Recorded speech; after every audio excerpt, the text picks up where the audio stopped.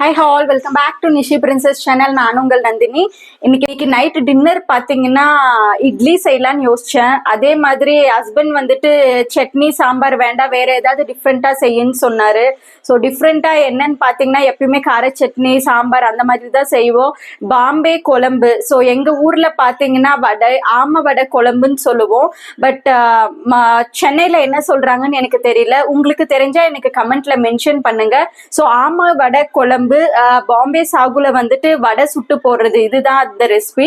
இதை செய்ய சொன்னாங்க. ஸோ இன்னைக்கு அதை தான் நம்ம பார்க்க போறோம். இது உங்க வீட்டுல நீங்க இதுக்கு பேர் என்ன சொல்றீங்கன்றத எனக்கு கமெண்ட்ல மென்ஷன் பண்ணுங்க.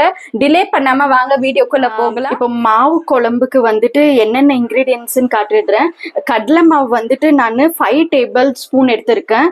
ஸோ இந்த டேபிள் ஸ்பூன்ல 5 டேபிள் ஸ்பூன், ஏன்னா இது வந்துட்டு கரைச்சிட்டு நம்ம சேர்க்கும் போது திக்கா இருக்கும் கிரேவி. ஸோ இது கரெக்டா இருக்கும். நான் 4 பேருக்கான அளவு சொல்லிட்டு இருக்கேன். உங்களுக்கு தேவையான அளவுக்கு நீங்க எடுத்துக்கலாம். அதே மாதிரி கருவேப்பிலை தாளிக்கிறதுக்கு கொத்தமல்லி எடுத்திருக்கேன். பச்சை மிளகா வந்துட்டு காரத்துக்கு ஏற்ற மாதிரி நான் வந்துட்டு ஒரு 6 பச்சை மிளகாவை வந்துட்டு நடுவுல கீறி போட்டு வச்சிருக்கேன். ஸோ எந்த ஷேப்ல வேணாலும் நம்ம எடுத்துக்கலாம். தக்காளி பாத்தீங்கன்னா சின்ன சைஸ் தக்காளி 2. அதே மாதிரி வெங்காயம் வந்துட்டு 4 எடுத்திருக்கேன். 2 வந்துட்டு குழம்புக்கு, 2 வந்துட்டு வடைக்கு எடுத்துட்டு இருக்கேன். ஸோ இவ்வளவுதான் இன்கிரீடியன்ஸ். அதே மாதிரி குழம்பு தாளிக்கும் போது இஞ்சி பூண்டு பேஸ்ட். ஸோ இவ்வளவுதான். ஸோ ஆல்ரெடி டைம் ஆயிடுச்சு. ஸோ ஃபாஸ்டா இன்னைக்கு குக் பண்ணணும். ஸோ வாங்க சீக்கிரம் வீடியோக்குள்ள போகலாம். ஸோ இப்போ ஒரு கடாய் வச்சிருக்கேன். தேவைக்கேற்ப ஒரு 2 ஸ்பூன் அவளுக்கு எண்ணெய் ஊத்திக்கிறேன். எண்ணெய் நல்லா காஞ்ச உடனே நான் கொஞ்சம் கடுகும் சீரகமும் போட்டுக்க போறேன். மீன்வெளி இதை சமைச்சிட்டு அப்படியே நான் வடை பருப்பு அரைச்சிட்டு வடை செஞ்சுட்டு இட்லி ஊத்திட்டு அது நம்மளது டின்னர் ரெடி ஆகிடும். அதுக்கப்புறமா பார்த்தீங்கன்னா நிஷிதாக்கும் ஃபீட் ரெடி பண்ணணும். நிஷிதாக்கு பார்த்தீங்கன்னா 6 o'clock ஃபீட் கொடுத்துட்டேன். நெக்ஸ்ட் வந்துட்டு 8 o'clock ஃபீட் கொடுக்கணும். ஸோ கொஞ்சம் ஃபாஸ்ட்டாக அதனாலேயே நான் சீக்கிரம் குக் பண்ணிட்டு இருக்கேன். இப்போ நம்மளோட எண்ணெய் காஞ்சிடுச்சு. கடுகு, உளுந்த பருப்பு, கடலைப்பருப்பு அதெல்லாம் மிக்ஸ் ஆயிடுச்சு. கொஞ்சமாக சீரகம். இது நல்லா பொரிஞ்ச உடனே கொஞ்சம் வெங்காயம் சேர்த்துக்க போகிறோம். நல்லா பொரிஞ்சிடுச்சு வெங்காயம்.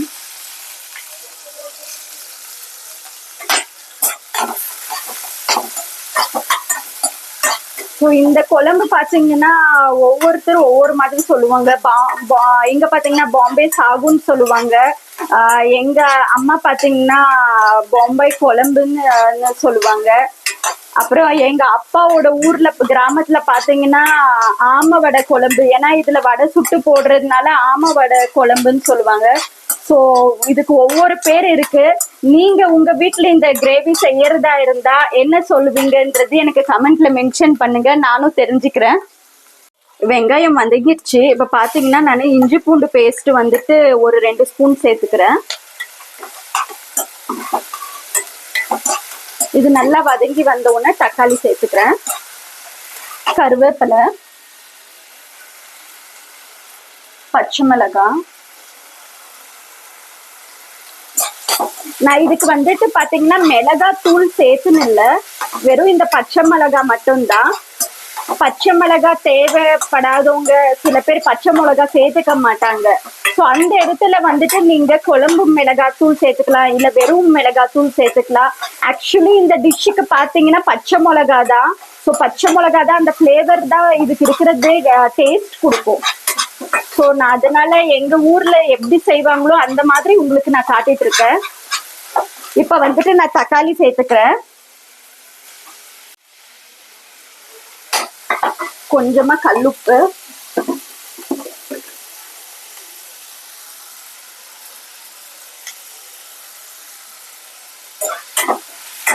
வதங்கிட்டு இருக்கு. நான் வந்துட்டு லிட்டு போட்டு கொஞ்சம் சிம்ல வச்சு வதங்கிட்டு இருக்கட்டும். மீன்வெல் வந்துட்டு வடை பருப்பு அரைச்சிருக்கலாம் நம்ம. இப்ப கொஞ்சம் பாத்தீங்கன்னா ஒரு 4-5 பல் பூண்டு எடுத்து வச்சிருக்கேன். ஆல்ரெடி அதுல நம்ம பச்சை மிளகா போட்டிருக்கோம், காரம் கரெக்டா தான் இருக்கும். ஸோ 2 காஞ்ச மிளகா மட்டும் சேர்த்துக்கிறேன்.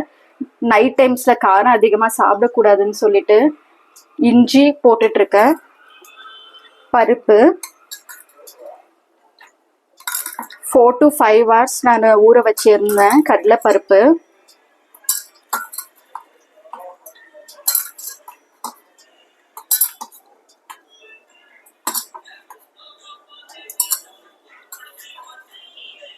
கொஞ்சமா நான் என்ன பண்றேன்னா இருக்கிறேன், ஏன்னா அது டைஜஷனுக்கு ரொம்பவே நல்லது. அதே மாதிரி பாத்தீங்கன்னா 2 லவங்கம், பெருஞ்சீரகம், கொஞ்சமா உப்பு எடுத்துட்டு வந்துடுறேன்.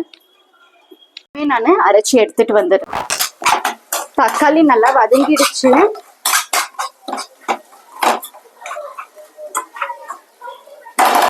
நம்ம தக்காளி பாத்தீங்கன்னா நல்லாவே வதங்கிடுச்சு. இந்த இடத்துல வந்துட்டு நான் கடலை மாவு பாருங்க. ஸோ தண்ணி வந்துட்டு நான் மிக்ஸ் பண்ணிட்டு இந்த மாதிரி லம்ப்ஸ் இல்லாம நல்லா கரைச்சி எடுத்துருக்கேன். இதை நம்ம கொஞ்சம் கொஞ்சமா கலரி எடுத்து ஊத்திக்கிறேன்.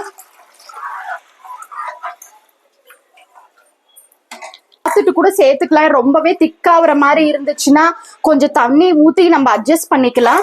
இந்த இடத்துல வந்துட்டு நான் கொஞ்சமா 1/4 டேபிள் ஸ்பூன் அவளுக்கு மஞ்சள் தூள் சேர்த்துக்கிறேன். கொஞ்சமா பெருங்காயம், ஆல்ரெடி உப்பு சேர்த்திருக்கேன் நானு. ஸோ உப்பு வந்துட்டு இது கொதிக்கட்டும். இப்ப வடைப்பருப்பு அரைச்சிட்டு வந்துட்டேன். நம்ம வடையும் செஞ்சுக்கலாம்.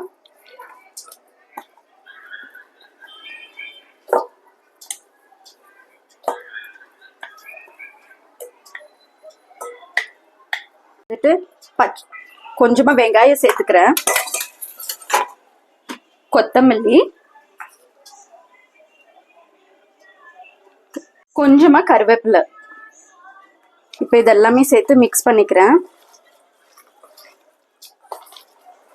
நம்மளோட வடைப்பருப்பு ரெடி ஆயிடுச்சு. மீன்வைல் பாத்தீங்கன்னா கிரேவி எவ்வளவு திக்கா இருக்கு பாருங்க. நான் போட்டதே வெறும் 5 டேபிள் ஸ்பூன் தான், அதுக்கே நம்மளுக்கு இவ்வளோ கிரேவி வந்திருக்கு. 4 பேர் மேலேயே சாப்பிடலாம். ஸோ இது நல்லா கொதி வரட்டும். நான் பாத்தீங்கன்னா இந்த சைடு வந்துட்டு கடாயில வந்துட்டு எண்ணெய் ஊத்தி காய வச்சுட்டேன். இப்போ வடை ஒன்னொன்னா போட்டு எடுத்துக்கிறேன். நான் பாத்தீங்கன்னா நல்லாவே வெந்து வந்தாச்சு. நம்மளுக்கு ஃபுல்லா ப்ரௌன் ரொம்பவே முருகலா விடணும்னு அவசியம் இல்லை, ஏன்னா இது நம்ம கிரேவில போட போறோம் இல்லைங்களா. ஸோ இந்த மாதிரி கொஞ்சம் சாஃப்டா இருக்கும் போதே நம்ம வடையை எடுத்துடணும் பாருங்க. ஸோ இந்த மாதிரி கொஞ்சம் ரொம்பவே ப்ரௌன் ஆகாம ரொம்பவே வேகாமையும் அந்த மாதிரி இல்லை, இந்த மாதிரி மீடியமா இருக்கும் போதே நம்ம வடையை எடுத்துடணும். பாருங்க நம்மளோட குழம்பு வந்துட்டு நல்லா ரெடி ஆகி வந்தாச்சு. ஸோ கிட்ட ஒரு 15 மினிட்ஸா கொதிச்சு பச்சை வாசனை எல்லாம் போயிடுச்சு. இப்ப கடைசியா வந்துட்டு நான் கொஞ்சமா கொத்தமல்லி தலை சேர்த்துக்கிறேன்.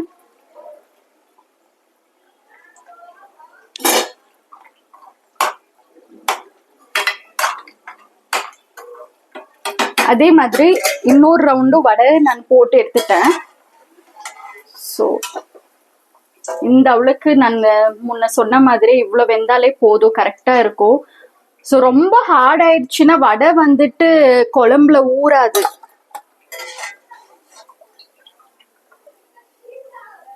அதே மாதிரி வெங்காயம் எல்லாம் ஜாஸ்தி போட்டா எண்ணெய் வேற இஸ்துரும். ஸோ அதனாலதான் கொஞ்சம் வெங்காயம் எல்லாமே லைட்டா போட்டேன், ஏன்னா இது நம்ம குழம்புல போடுறதுனால.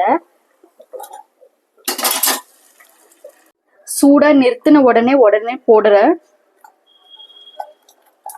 ஸோ அப்பதான் ஊறி கரெக்டா இருக்கும் நம்மளுக்கு சாப்பிடும் போது.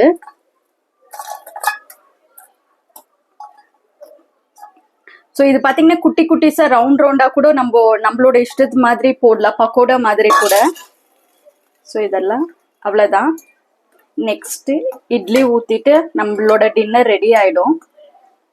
ஸோ லைட்டா இப்படி பண்ணாலே போதும், இது கொஞ்ச நேரத்திலேயே ஊறி நல்லாவே வந்துடும்.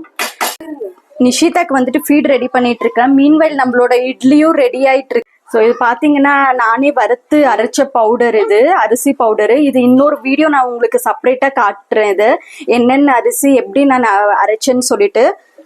ஸோ பாப்பாக்கு பாத்தீங்கன்னா பீன்ஸு, கேரட்டு, பீட்ரூட். ஸோ இவ்வளவுதான் பாப்பாக்கு வந்துட்டு நான் கஞ்சி காச போறேன். இது வந்துட்டு நான் கருப்பு கவுனி அரிசி வந்துட்டு அப்படியே சேர்க்கறதுனால இது சீக்கிரம் வேகிறதே இல்லை. ஸோ ஃபீடு கொடுக்கும் போது எனக்கு கஷ்டமா இருக்கு. அதனாலதான் நான் என்ன பண்ணேன்னா அதை காய வச்சு அரைச்சிட்டு இந்த மாதிரி பவுடர் சேர்த்துட்டா சீக்கிரம் எனக்கு ஒரு விசில்லே இந்த ஃபீட் ரெடி ஆயிடும்.